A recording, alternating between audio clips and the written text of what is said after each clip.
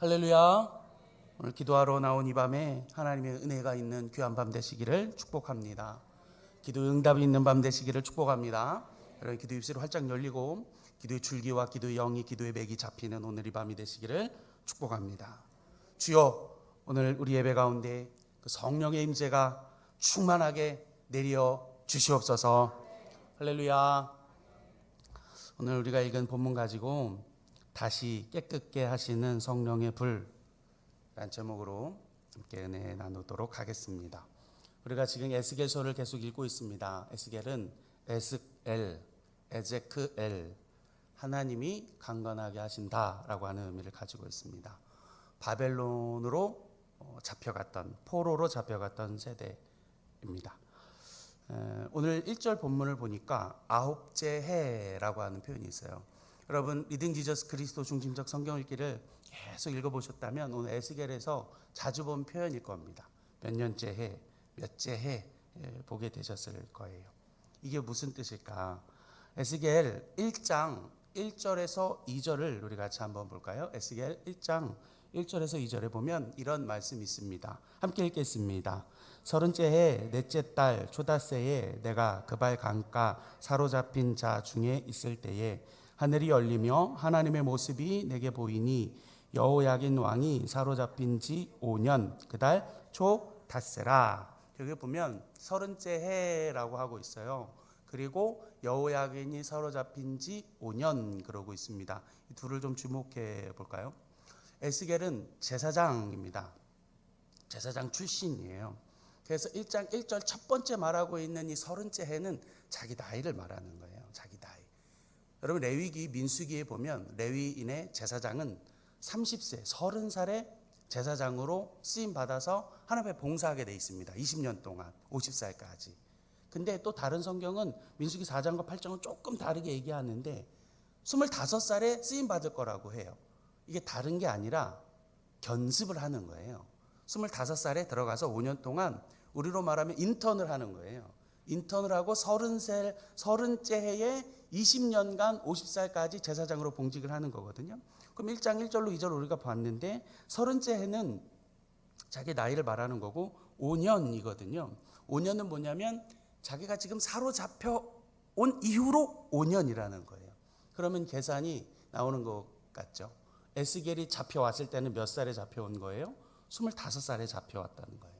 만약에 에스겔이 잡혀오지 않았으면 지금 에스겔은 25살에 성전에 들어가서 견습하면서 인턴하면서 선배 제사장들의 모습을 보면서 배우고 하나님 앞에 쓰임 받을 것을 지금 기대하고 있었다는 것입니다. 제사장 출신 제사장이었다는 거예요. 여러분 그런데 그 꿈이 산산이 무너져 버렸어요. 산산이 조각났습니다. 왜 그렇죠? 잡혀갔으니까요. 잡혀간 거예요. 제사장으로 쓰임 받을 성전도 없고 쓰임 받을 곳도 없었던 것입니다. 여러분 그런데 그럼에도 우리 하나님의 신실하게 이 에스겔을 주목하고 신실한 종이었던 에스겔을 바라보면서 비록 이방의 땅이지만 먼 타국이지만 30째 되던 해 그때에 그를 불러 하나님의 선지자로 말씀을 맡은 자 예언자로 들어 쓰시는 줄로 믿습니다. 하나님 놀라운 섭리 아닙니까? 안 되어지는 것 같고 땅은 없어졌고 빼앗겼고 성전은 사라졌지만 하나님이 그때 정확하게 그때의 그를 들어 써서 하나님의 사역자로 하나님의 말씀을 맡은 자로 사용하고 있는 것을 보게 되는 것입니다. 때론 우리의 삶의 길이 하나님의 길과 다름으로 말미암아서 우리가 때론 속상하고 아프고 상하고 문제가 되고 속상할 때가 너무나도 많은데 그럴지라도 변함없이 여전히 하나님이 우리를 신실하게 믿음으로 나아가는 자들을 하나님 앞에 사용하고 쓰시고 그들을 통해 일을 이루어가여 주시는 줄로 믿습니다. 오늘 에스겔과 같은 그런 성도들이 다 되시기를 주의 이름으로 간절히 축복합니다. 오늘 다시 본문으로 돌아오면 오늘 읽은 24장 1절에 아홉째 해 그러고 있는 거예요. 그러면 아홉째 해가 된 것입니다. 여러분 에스겔은 2차로 잡혀왔습니다. 1차로 잡혀왔던 대표적 다니엘은 605년 BC 605년에 잡혀왔고요. 에스겔은 BC 597년에 잡혀왔습니다. 597년부터 지금 9년이 지난 아홉째 해라는 거잖아요. 그럼 약 BC 588년경인데 여러분 이때는 남유다가 완전히 망하게 되어지는 586년 2년을 앞둔 그 시기라는 것입니다. 여러분, 이것이 성경에 정확하게 맞아떨어지는 것이 뭐냐면 남유다가 망할 때 포위를 당한 다음에 2년 후에 완전히 멸망당하거든요. 성경의 기록과 정확하게 일치합니다. 열왕기하 25장 1절의 말씀에 이런 기록이 있습니다. 시드기야 제9년 열째 달 10일에 바벨론의 왕 느부갓네살이 그의 모든 군대를 거느리고 예루살렘을 치러 올라와서 그 성에 대하여 진을 치고 주위에 토성을 쌓음에, 이 시드기야라고 하는 왕이 에스겔이 잡혀갈 때 세워진 왕이거든요. 그러니까 아홉째 해, 정확히 딱 맞게 지금 아홉째 해에 민족이 멸망 앞에 있는 그 현장 앞에 지금 오늘 에스겔이 24장의 본문이 쓰여지고 있는 것입니다. 비록 잡혀왔지만 빼앗긴 땅 지금 조국은 바벨론 군대 앞에 있는 멸망당하기 직전이라는 것입니다. 예루살렘의 지금 이 모습은 풍전등화처럼 바람 앞에 지금 등불처럼 위태위태한 것이죠. 오늘 본문에서 그 예루살렘을 향해서 오늘 에스겔이 뭐라고 말하고 있냐면 녹슨 가마다라고 말하고 있는 거예요. 녹슬었다. 가마에 녹이 슬어서 그 녹을 제거하기 위해서 고기들을 잔뜩 넣어놓고 끓이라고 오늘 명령하고 있는 것입니다. 그 안에 있는 음식들이 무르도록 끓이고 없어지도록 태워지도록 지금 끓일 것을 명령하는데 그 이유가 무엇입니까? 그 가마에 있는 녹이 없어지게 하기 위해서인 것입니다. 6절의 말씀 우리 같이 한번 읽어보겠습니다. 6절입니다. 그러므로 주 여호와께서 이같이 말씀하셨느니라. 피를 흘린 성읍 녹슨 가마 곧 그의 속에 녹이 화 있을진저 제비 뽑을 것도 없이 그 덩이를 하나하나 꺼낼지어다. 아멘. 이 녹슨 가마라고 표현한 예루살렘을 향해서 첫 번째 화를 선포한 것입니다. 화 있을진저. 왜 화를 낸 것입니까? 그 녹을 없애지 않았기 때문입니다. 그 녹이 없어지지 않았기 때문에 화 있을진저라고 말하고 있는 것입니다. 녹을 없애야 되는데 그 녹이 있음으로 말미암아 지금 화 있을진저라고 오늘 말하고 있는 것입니다. 이 녹은 영어로는 러스트, 그냥 우리가 알고 있는 그 녹입니다. 쇠에 달라붙은 녹. 그런데 이 단어가 어디에서 유래가 됐냐면 병들다, 아프다라고 하는 단어에서 유래가 되어진 거예요.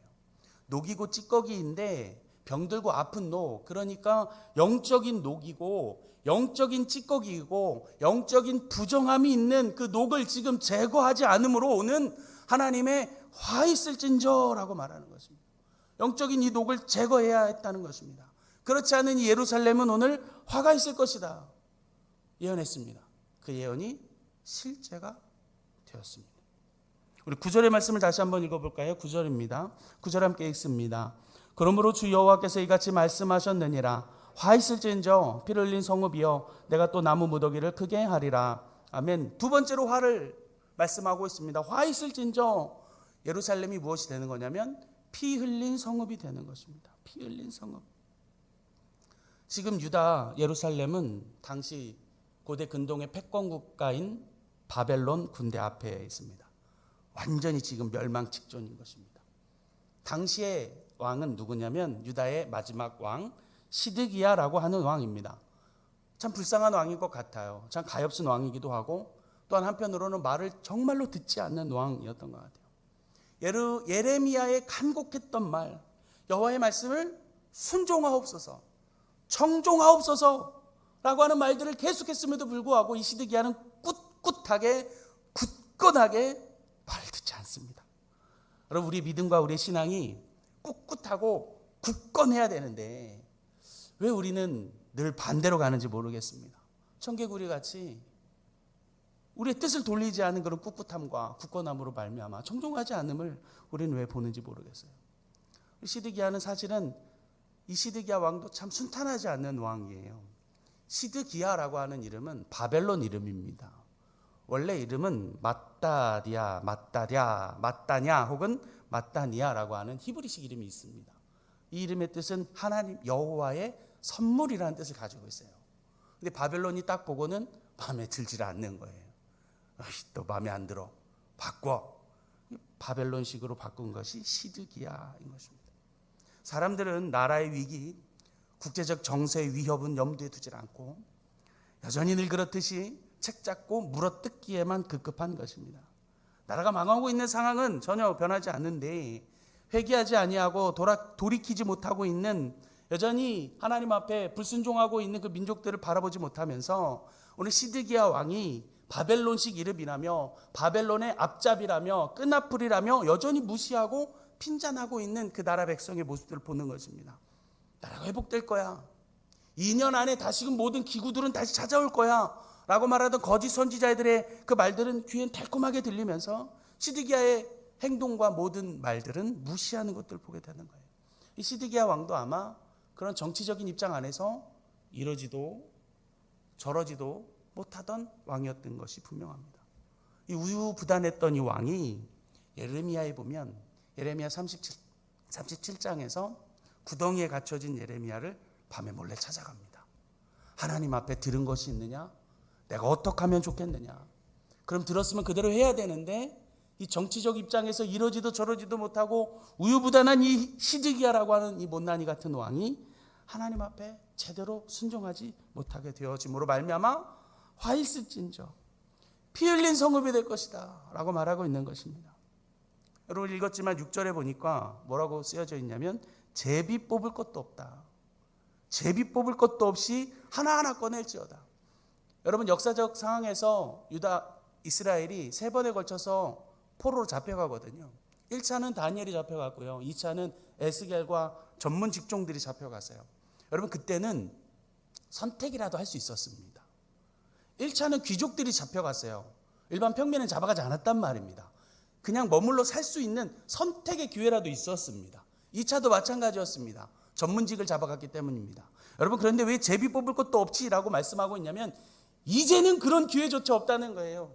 이제는 내가 여기 있을까 말까 잡혀갈까 말까 고민할 필요도 없다는 것입니다. 다 잡아갔습니다. 다 죽였습니다. 포로가 되온 것입니다. 목사님 주일날 말씀하셨듯이 벌거벗겨 간 거예요. 그럼 벌거벗긴다는 것은 포로의 상징입니다. 벌거벗겨 놓고 끌고 가는 것, 승전국가에 자기만의 프라이드를 내고 거만함을 높여주는 표현이었다는 것입니다. 여러분 그런 다 죽게 되어지는 그냥 하나하나 뽑혀져 가는 그런 일들이 있겠다라고 말씀하는 거예요. 녹슨 가마와 같은 이 피 흘린 예루살렘을 또 어떻게 하시려 하는가. 9절 하반절부터 10절의 말씀을 우리 한 번 더 같이 보겠습니다. 앞에 있는 말씀 내가 함께 읽겠습니다. 그러므로 주 여호와께서 9절이요. 그러므로 주 여호와께서 이같이 말씀하셨느니라. 화 있을진저 피를 흘린 성읍이여 내가 또 나무 무더기를 크게 하리라. 10절입니다. 나무를 많이 쌓고 불을 피워 그 고기를 삶아 녹이고 국물을 졸이고 그 뼈를 태우고. 여러분 어떻게 하겠다는 것입니까? 이 녹슨 가마와 같은 피 흘린 예루살렘을 향해서 연료 더 듣겠다는 거예요. 나무 무더기를 더 크게 하고 불을 태우라는 것입니다. 불을 더 태워서 지금 완전히 졸이고 태우고 녹이라. 여러분 다니엘에 보니까 다니엘의 세 친구를 불 속에 풀무불에 넣는데 몇 배나 더 뜨겁게 만들어서 넣어요? 7배나 더 넣어라. 지금 막 더 넣어가지고 불을 태워라. 녹여버려라. 지금 말씀하고 있는 것입니다. 11절의 말씀입니다. 가마가 빈 후에는 숯불 위에 놓아 뜨겁게 하며 그 가마의 돛을 달궈서 그 속에 더러운 것을 녹게 하며 녹이 소멸되게 하라. 얼마나 무서운 말씀입니까? 두려운 말씀입니까? 오늘 읽은 에스겔 24장의 말씀을 통해서 우리는 어떤 메시지를 얻고 오늘 어떻게 기도해야 하는 것입니까? 오늘 24장에서 주시는 그 결론의 메시지는 하나입니다. 이것입니다. 다시 깨끗하여 지리라. 13절의 말씀 우리 같이 읽어보겠습니다. 13절 함께 읽습니다. 너의 더러운 것들 중에 음란이 그 하나이니라. 내가 너를 깨끗하게 하나 내가 깨끗하여 지지 아니하니 내가 내게 향한 분노를 풀기 전에는 내 더러움이 다시 깨끗하여 지지 아니하리라. 아멘. 깨끗하여 지지 않는데 부정문인데 뭐예요? 13절 가만히 읽어보시면 하나님의 마음이 느껴지는 것입니다. 하나님의 마음 느껴지는 거예요. 안 깨끗해지겠다가 아니라 다시 깨끗하여 지리라 말씀하고 있는 것입니다. 사랑하는 검단누리교회 성도 여러분, 가히 하나님이 만드신 공동체 중 두 개 중 하나인 가정은 정말 하나님이 만드셨다는 것이 확실한 것 같아요. 좀 많이 부족하고 많이 연약한 아빠이고 부모이지만 가정을 통해서 하나님의 마음을 조금이라도 알게 되는 것 같아요. 다 자녀를 키우시고 장성하게 하셨지만 여러분, 종종 우리가 자녀를 키울 때마다 말을 듣지 않는 그 자녀들 향해서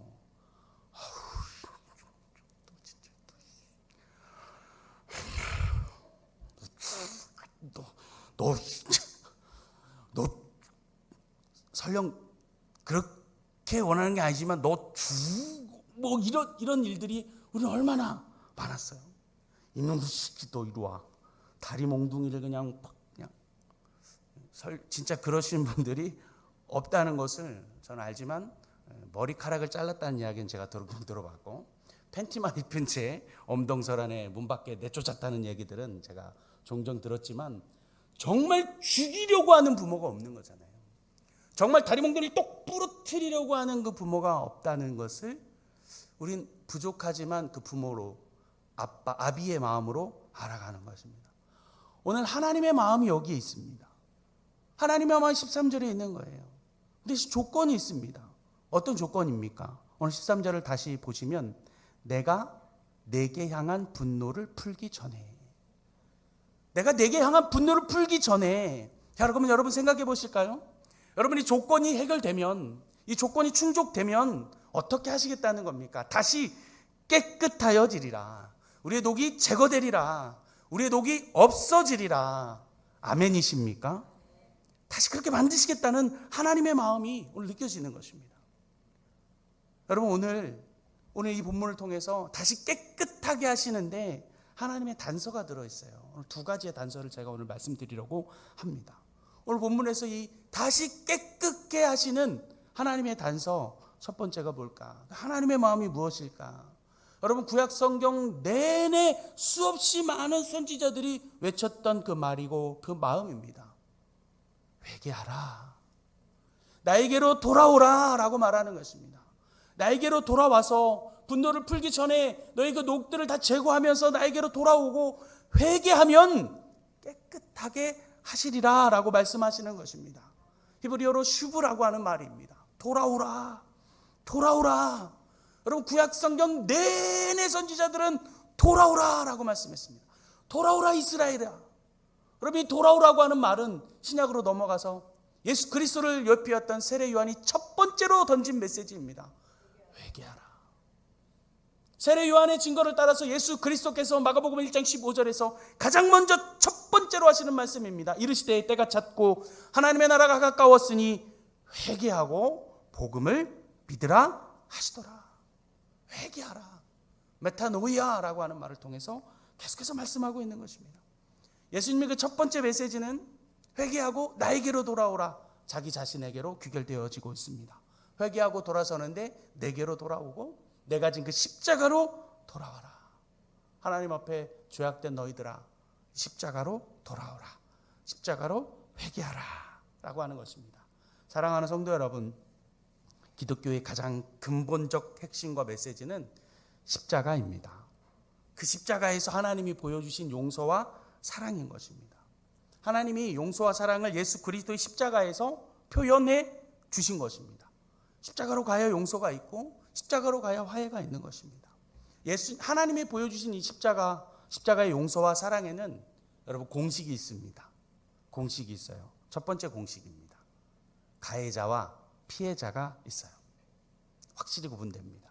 가해자는 인간이고 피해자는 하나님이신 거예요. 두 번째, 이 가해자는 회개해야 합니다. 가해자는 회개해야 합니다. 돌이켜야 합니다. 세 번째, 피해자는요, 용서하는 것입니다. 용납하는 것이에요. 하나님과 사람도 마찬가지고 인간 대 인간 마찬가지입니다. 용서하고 용납해요. 그런데요, 하나님 완전하시기 때문에, 하나님 거룩하신 분이기 때문에 용서를 할 수가 없는 것입니다. 안 되어지는 것입니다. 그런데 이 하나님 말도 안 되는 일을 통하여 하나님은 용서를 하시는 것입니다. 그 용서를 어디에서 보여주시는 거예요? 자기의 아들을 내어주시는 그 십자가로 용서를 보여주신 것입니다. 여러분 믿으십니까? 여러분 이것이 복음 아닙니까? 이것이 기독교의 핵심 복음의 메시지인 줄 믿습니다. 네 번째, 그때서야 가해자는 회개하고 피해자는 용서해야 마지막 네 번째, 화해가 일어납니다. 이것은 하나님과의 관계도 인간 대 인간의 관계도 마찬가지입니다. 회개해야 합니다. 그리고 용서해야 합니다. 그래야 진정한 진짜 화해가 일어나는 것입니다. 여러분 이게 하나라도 잘못되면 여러분 혹시 아시는지 모르겠지만 전도연 씨와 송강호 씨가 주연했던 영화 밀양의 사태는 계속해서 일어나는 거죠. 내가 용서를 안 했는데 무슨 용서를 받았단 말이냐 하면서 여러분 그 영화가 시작되잖아요. 비기독교인이 만든 영화이지만 여러분 우리에게 많은 인사이트를 제공해 주는 거예요. 여러분 사실은 부담스러운 메시지죠. 교회만 오면 회개하라 그러고 잘못했다 그러고 죄인이다 그러고 여러분 그런데 이것이 인정이 되어지지 않으면 이 기독교의 핵심인 하나님 앞에 회개하고 죄인됨을 인정하지 않으면 이 복음이 복음 되어지지 않음을 우리는 깨달아야 하는 것입니다. 여러분 그 분노를 다시 깨끗게 하시는 데 있어서 회개하고 하나님 앞으로 돌아서는 것입니다. 돌아가라. 여러분 그럼 무슨 일이 일어나느냐? 오늘 11절의 말씀 다시 한번 읽어보겠습니다. 11절입니다. 가마가 빈 후에는 숯불 위에 놓아 뜨겁게 하며 그 가마에 놋을 달고서 그 속에 더러운 것을 녹게 하며 녹이 소멸되게 하라. 여러분 다시 깨끗게 하시기 위해서 그 첫 번째 단서인 회개로 하나님 앞에 돌아가면 무슨 일이 일어나냐면 첫 번째는 녹고요. 두 번째는 소멸된다는 것입니다. 여러분 우리의 녹이 완전히 녹아지고 소멸되어지는 것입니다. 완전히 소멸되어진다라고 말하는 것입니다. 다시 깨끗게 하기 위한 첫 번째 회개로 나아가는 것이죠. 오늘 두 번째는 그럼 무엇이냐? 여러분 이 두 번째 단서가 있는데 여러분 그 두 번째 단서는 다시 깨끗게 되어지기 위한 두 번째 단서는 불입니다. 불. 성령의 불입니다. 성령의 불이 우리의 더러움을 녹입니다. 성령의 불이 우리의 모든 부정함들을 다 녹여주시는 줄로 믿습니다. 성령의 불이 우리 마음 가운데 오면 떨어지면 역사하면 그 뜨거움이 모든 우리의 더러움들을 다 녹여내시는 줄로 믿습니다. 성결교회를 창시하고 감리교회를 창시했다고 말하고 성결을 주창했던 요한 웨슬리는 1738년 5월 24일 올더스 게이트라고 하는 거리에서 말씀 사경의 로마서의 말씀을 읽는 그 한 집회를 통해서 중생을 경험했습니다. 그리고 그의 일기에 이렇게 써놓았습니다. 나는 내 마음이 이상하게 뜨거워지는 것을 느꼈다. 내가 진정으로 그리스도를 구원을 위해 오직 그리스도만 의지하고 있다고 느꼈다. 그리고 그분께서 진정 나의 죄까지도 가져가셨다는 사실과 죄와 사망의 법에서 나를 구원하셨다는 확신이 내게 주어졌다. 그 마음이 뜨거워진 것입니다. 여러분 누가복음 24장에서 좌절하고 포기하고 다시 돌아가려던 두 명의 제자에게 예수님께서 나타나셔서 그들을 풀어주시면서 그리고 그들을 깨닫고 나서 그들이 그런 말을 하잖아요. 32절에 그들이 서로 말하되 그래서 우리에게 말씀하시고 우리에게 성경을 풀어주실 때에 우리의 속에서 마음이 뜨겁지 아니하더냐 하고 성령의 불이 뜨거움이 우리에게 임하면 영적인 부정함이 여러분 영적인 녹들이 녹고 소멸되어질 줄로 믿습니다. 여러분 리딩 지저스 그리스도 중심적 성경을 읽기 계속 성경을 에스겔을 제가 읽다 보니까 새롭게 발견되어지는 놀라운 것들이 있어요. 그게 뭐냐면 성령입니다. 여러분 구약의 사도행전을 제가 사사기로 한번 소개해드린 적이 있었던 것 같습니다. 여러분 사사기에는 하나님의 영 성령이 놀랍게 역사하시는 네 가지의 방법들이 자세히 나타나고 있어요. 구약의 사도행전과 같습니다. 여러분 그런데 우리가 계속해서 리딩 지저스 그리스도 중심적 성경 읽기를 보면서 에스겔을 쭉 읽어나가다 보니까 여러분이 에스겔 안에도 하나님의 영, 여호와의 영, 성령의 영을 다이나믹하게 볼 수 있는 것을 보게 됩니다. 우리를 다시 깨끗게 하시는 그 성령의 불, 성신의 역사가 우리에게 임하게 될 줄로 믿습니다. 우리가 에스겔을 계속해서 여러분 매일매일 읽으실 때마다 이 하나님의 성령의 역사가 여러분 가운데도 나타나기를 바랍니다. 여러분 여호와의 영광이 가득 차는 것을 에스겔이 목격합니다. 에스겔 10장에서 에스겔 42장에서 44장에서 뭐라고 말하고 있냐면 여호와의 영광이 성전에 가득하더라. 사랑하는 성도 여러분, 하나님의 영광이 검단우리교회 공동체 예배 가운데 가득하기를 주의 이름으로 축원합니다. 오늘 예배 가운데 가득하기를 간절히 축복합니다. 오늘 예배 가운데 우리가 기도하는 가운데 여호와의 영광이 이 전 가득가득 채워지기를 간절히 소망합니다. 여호와의 영광이 가득한 환상들을 계속해서 보는 것입니다. 두 번째로 에스겔이 계속해서 보는 것은, 여러분 너무나도 유명한 말씀이죠. 에스겔서 47장에 보면 성전으로부터 흘러나오는 물이 나오기 시작합니다. 배에서부터 흘러 성전 동문으로부터 흘러서는 그 생수의 강, 성령의 강물을 경험하게 되는 것이죠. 발목까지, 무릎까지, 허리까지 헤엄칠 만한 강물이 되어지는 것입니다. 여러분 그것을 보면서 우리는 무엇을 느끼고 나가는 거예요? 성령의 행하심, 성령의 역사하심, 성령의 충만으로 말미암아 강물과 같은 헤엄치지 못할 그런 강물 아래 우리가 완전히 잠기고 그 흐름에 나를 맡겨내고 성령의 인도하심 따라 따라가야 하는 것을 우리는 보게 되는 것입니다. 감히 그 강을 거스르려 하지 마시기 바랍니다. 감히 그 강을 억지로 막 막아서려 하지 않으시기 바랍니다. 성령의 역사에 잠기는 것입니다. 잠기는 여호와의 성령의 영이 에스겔서에서 다양하게 나타납니다. 또한 오늘 성령의 영이 우리에게 역사하시는 다양한 루트를 보여주고 있는데, 그 중에 첫째는 에스겔 2장 2절에 있습니다. 우리 새벽에도 잠깐 함께 나누었는데 같이 보겠습니다. 에스겔 2장 2절의 말씀입니다. 그가 내게 말씀하실 때에 그 영이 내게 임하사 나를 일으켜 내 발로 세우시기로 내가 그 말씀하시는 자의 소리를 들으니, 내게 임하셨다 그랬습니다. 내게 임하셨다. 보라고 하는 히브리어입니다. 여러분 이 말은 들어가다, 오다, 가다입니다. 여러분 우리의 성령의 영은 우리에게 찾아오시며 들어오시는 분입니다. 여러분이 간절히 원하고 사모하고 부르짖을 때에 우리 성령께서 우리의 마음에 찾아오시며 들어가시며 우리에게 가주시는 분인 줄 믿습니다. 부르짖지 않아서이지, 두 손 들지 않아서이지, 찾지 않아서이지, 우리 성령 우리에게 들어오시는 분이심을 믿습니다. 그럼 또 성령 어떤 분이냐? 우리를 주기 원하며 만들기 원하시는 분입니다. 에스겔 11장 19절의 말씀입니다. 함께 읽겠습니다. 내가 그들에게 한 마음을 주고 그 속에 새 영을 주며 그 몸에서 돌 같은 마음을 제거하고 살처럼 부드러운 마음을 주어 그 속에 새 영을 주겠다 그랬습니다. 주겠다. 나탄이라고 하는 히브리어 단어입니다. 두다, 만들다. 여러분 우리 성령은 공허한 내 마음에 오셔서 나를 만들어가 주시며 나를 채워주시는 분임을 믿습니다. 또한 이 단어는 어떤 단어이냐면 찬양하다, 영광 올리다라고 하는 단어입니다. 여러분 우리 심령 가운데 오시는 그 성령을 마음껏 높이 올려드리기를 바랍니다. 마음껏 찬양하시기를 바랍니다. 마음껏 두 손 높이 들어 성령님을 환영하고, 하나님, 성령 하나님 환영합니다, 나에게 임하여 주옵소서 높이 올려드리고 찬양하시기를 바랍니다. 여러분 오늘 찬양하실 때 힘있게 찬양하시고 열정을 다하여 찬양하시고, 찬양하는 가운데 성령의 놀라운 불, 다시 깨끗게 하는 불, 성령을 받게 될 줄로 믿습니다. 세 번째는 엎드러지게 하시는 그 성령입니다. 에스겔서 11장 5절의 말씀입니다. 우리 5절의 말씀, 11장 5절 함께 읽겠습니다. 여호와의 영이 내게 임하여 이르시되 너는 말하기를 여호와의 말씀에 이스라엘 족속아 너희가 이렇게 말하여도다 너희 마음에서 일어나는 것을 내가 다 아노라. 여호와의 영이 또 임했는데 어떻게 임하는 거예요? 어떻게 임하냐면 임하여 이르시되, 임하다라고 하는 이 말은 떨어지다, 나팔이라고 하는 히브리 단어입니다. 엎드러지다. 영어로는 fall이라고 하는 단어를 썼고요. 공동 번역은 이 문장, 이 구절을 어떻게 번역했냐면 야훼의 기운이 나를 내리덮치는 가운데. 여러분 이 단어는 내리덮치는 것입니다.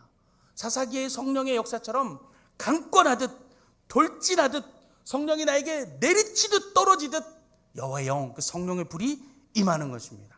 여러분 성경에서 종종 엎드러지다라고 하는 표현이 있어요. 엎드러지다. 여러분 왜 엎드러지겠습니까? 무거워서 엎드러지는 것입니다. 무거워서 엎드러지는 것입니다. 여호와의 영이, 여호와의 하나님 임재가 충만할 때에 여러분 제사장들이 엎드렸습니다.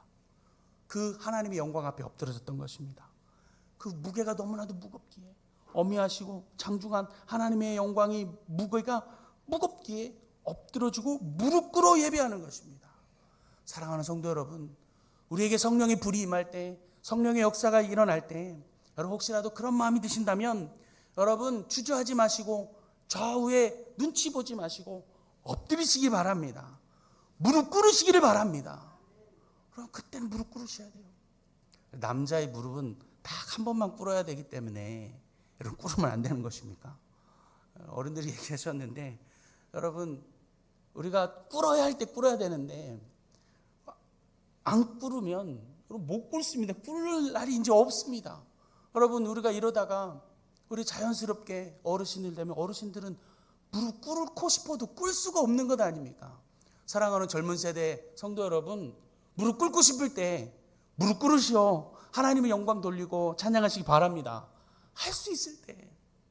저도 제 육중한 몸매가 있어가지고 무릎을 잘 못 꿇어요. 무릎 꿇으면 금방 다리가 저려와요. 근데도 꿇을 수 있을 때 꿇어보려고 새벽 예배할 때만 제가 무릎을 꿇습니다. 그 기도 의자를 딱 갖다 놓고. 그런데 기도 의자를 갖다 놔도 한 20분을 못 버티고 그 육중한 무게에 눌리면 오래 못 있어요. 근데 여러분 무릎을 꿇게 하실 때, 엎드러지게 하실 때 하나님 앞에 엎드러지시고 꿇어 성령의 영을 받으시며 기도하며 사모하시며 소망하시기를 축복합니다. 성령의 불이 다시 깨끗게 하시는 불이 임하실 때 여러분 우리에게 눈물이 터지는 거예요. 여러분 그때 우리 입술이 열려지는 것입니다. 여러분 그때 성령의 은사들이 나타나고요, 방언도 나타나고요, 부르짖게 되는 거고요, 어찌할 바를 모르게 되어지는 그 성령의 나를 인도하심이 역사가 일어나는 것입니다. 다시 깨끗게 하시는 성령의 불을 오늘 사모하시기 바랍니다. 오늘 말씀을 듣는 가운데서 여러분 오늘 이 밤에 이 설교 끝나고 기도할 때에 하나님을 부르짖을 때에 찬양할 때에 성령의 불길 같은 역사가 우리에게 임하여 우리 모든 더러움과 부정함을 녹이고 소멸하게 하시기를, 영적인 녹과 찌꺼기를 없애게 하시기를, 성령 역사가 일어나길 축복합니다. 오늘 구약의 성령 행전, 사도행전과 같은 에스겔에서 오늘 우리 하나님의 마음을 깨닫게 됩니다. 다시 깨끗게 하시는 하나님의 마음. 두 가지 단서를 제가 말씀드렸습니다. 첫 번째, 돌아오라. 회개하는 것입니다. 구약에서 시작부터 시작해서 신약 예수 그리스도까지 계속해서 여러분 우리는 하나님께로 돌아가야 합니다. 날마다 가야 합니다. 나의 연약함, 나의 강팍함, 나의 부족함, 나의 죄, 하나님의 말씀이 들려질 때마다 반응할 수 없는 내 강팍한 심령 앞에 여러분 엎드러지시면서 내 완악한 심령 앞에 통곡하시면서 예수 그리스도의 그 십자가로 회개하는 여러분 되시기를 축복합니다. 또 하나의 단서입니다. 불인 것입니다. 불. 우리를 뜨겁게 하시는, 우리를 태우시고 소멸하시는 그 불, 성령의 불 우리에게 임하도록, 성령이 우리에게 역사되어지도록 여러분이 사모하며 기도해야 될 줄로 믿습니다. 마지막 한 구절의 말씀 우리 같이 읽겠습니다. 사도행전 2장 38절에 있는 말씀입니다. 우리 같이 한번 읽어볼까요? 함께 읽습니다. 베드로가 이르되 너희가 회개하여 각각 예수 그리스도의 이름으로 세례를 받고 죄사함을 받으라. 그리하면 성령의 선물을 받으리니. 아멘. 성령의 선물을 받는 것입니다. 뜨거운 성령의 불세례를 받기를 원합니다. 하나님 내 눈물 터뜨려 주시옵소서. 내 강팍한 심령을 매만져 주시고 돌과 같은 마음을 부드럽게 만들어 주시옵소서. 완악한 내 마음을 고쳐주시고 회개의 영이 터져나오게 하여 주시옵소서. 오늘 이 시간, 오늘 이 밤에 그렇게 기도하시다가 다시 깨끗함을 받게 되어지고 새롭게 되어진 영으로 회복되는 밤이 되시기를 주님의 이름으로 간절히 축원합니다. 축원합니다.